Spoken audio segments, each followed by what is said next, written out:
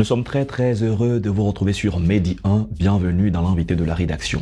Les industries culturelles et créatives ont représenté près de 3% du PIB des États africains en 2020. En 2015, l'OIF avait estimé qu'elles contribuaient à environ 1,1% du PIB régional sur les zones Afrique et Moyen-Orient. Ces chiffres démontrent le fort potentiel de croissance d'un secteur considéré comme l'un des plus porteurs au niveau mondial. Les réalités et impacts de ce secteur au plan économique, on en parle dans cet entretien. Nous avons le plaisir de recevoir sur notre plateau Esther Bleiné. Bienvenue sur le plateau de Medi 1. Merci. Heureux de vous retrouver. Oui, c'est un véritable plaisir. Avec vous, nous allons parler de décoration, nous allons parler d'industrie culturelle et créative. Vous êtes une des professionnelles, vous êtes designer d'intérieur, enseignante et fondatrice de Dave Home, c'est bien cela? Oui. Alors, quand on parle de designer d'intérieur, alors, quel est son travail? Pour ne pas les confondre avec les peintres, pour ne pas les confondre avec un autre corps de métier. D'accord. Un designer d'intérieur, c'est l'acteur qui intervient sur le bâtiment après que soit passé l'architecte ou l'architecte d'intérieur, et il repense la décoration, il embellit et il utilise de la matière fonctionnelle mais également esthétique pour le bien-être des occupants. D'accord. Une maison qui est achevée, comment peut-on voir le travail d'un designer d'intérieur par rapport à celui qui n'a pas forcément les compétences pour le faire, c'est-à-dire que deux compétences différentes passent dans une maison ou dans deux maisons différentes. Vous qui êtes enseignante, vous qui êtes professionnel, le coup d'œil que vous avez, à quel niveau pouvez-vous reconnaître que ça, c'est un travail de professionnel, notamment un designer d'intérieur par rapport à un autre? D'accord. Donc, un designer d'intérieur va travailler en fonction des styles. Donc, il n'aura pas de mélange. Il saura faire les harmonies, que ce soit des meubles, il saura faire les harmonies des couleurs et le choix de l'accessoire, de décoration qu'il mettra. D'accord. Quand on parle d'industrie culturelle et créative, quels sont les différents corps de métier, entre autres, qu'on peut retrouver dedans? On retrouve dans les ICC, le théâtre, la danse, la musique, le cinéma, l'audiovisuel, les médias, les arts visuels, l'art culinaire et gastronomique, la mode, l'architecture, le design et voilà, et bien d'autres. D'accord. Alors, tous ces domaines-là, quelle est leur importance au plan économique pour l'avancement de nos États, ou pour la Côte d'Ivoire que vous connaissez mieux? Déjà, les industries culturelles représentent 4% du PIB. C'est très important. Oui, c'est déjà très important. Ils occupent 8% de la population active. Et avec les industries culturelles, on a des renommées dans le milieu de la musique, dans le milieu du théâtre et du cinéma. On a de grands événements qui font que notre pays rayonne, tels que le FEMIA, tel que le Massa et tout récemment la Cannes.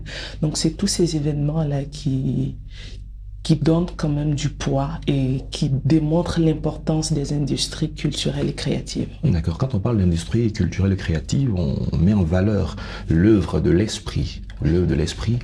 Est-ce que, pour vous qui êtes une professionnelle, les clients, la population, l'opinion publique a la même façon de voir l'œuvre de l'esprit, contrairement aux autres corps de métier?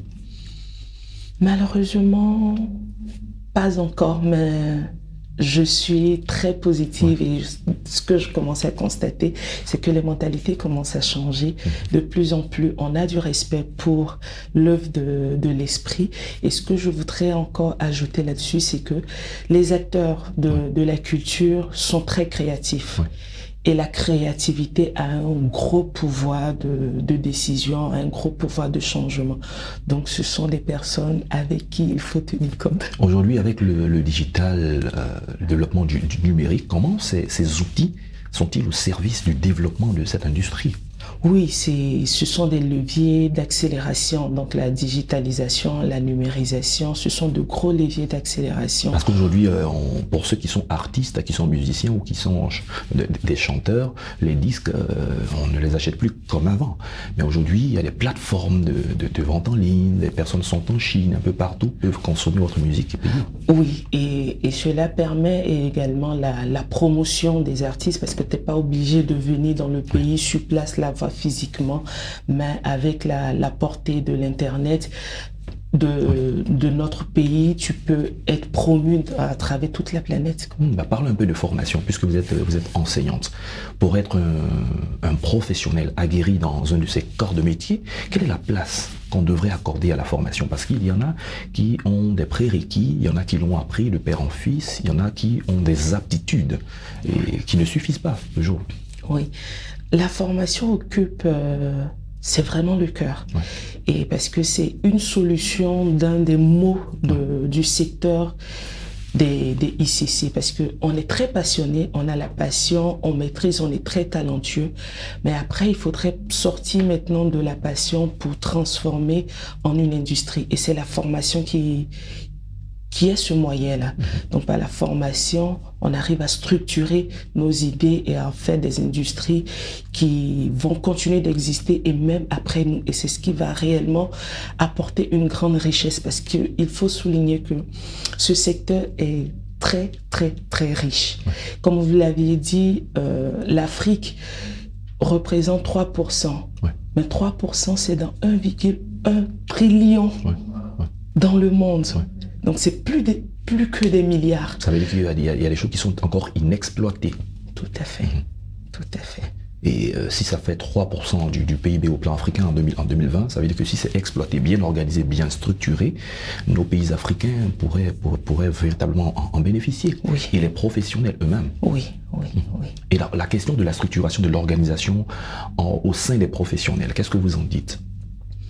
Déjà, je tiens à féliciter notre gouvernement, notre ministère qui a fait des efforts et voilà, au niveau des fêtières, il y a un plan stratégique Côte d'Ivoire 2023 qui met l'accélération dans ce secteur-là pour une très bonne organisation.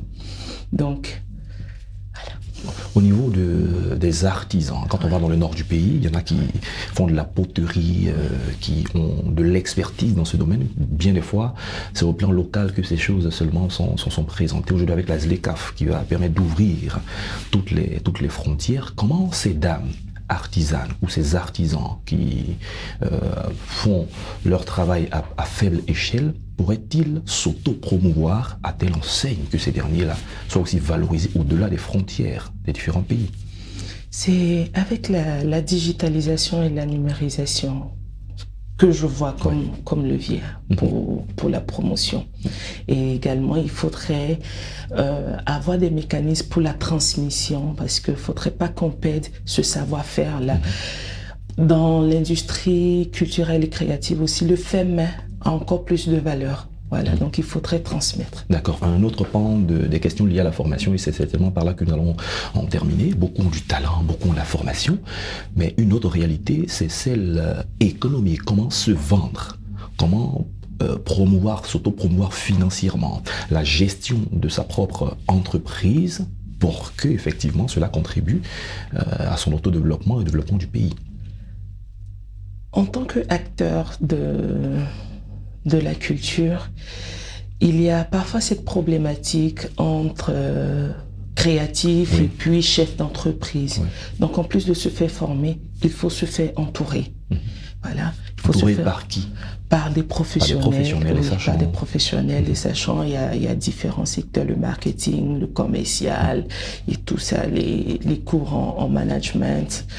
En plus, il faut s'informer.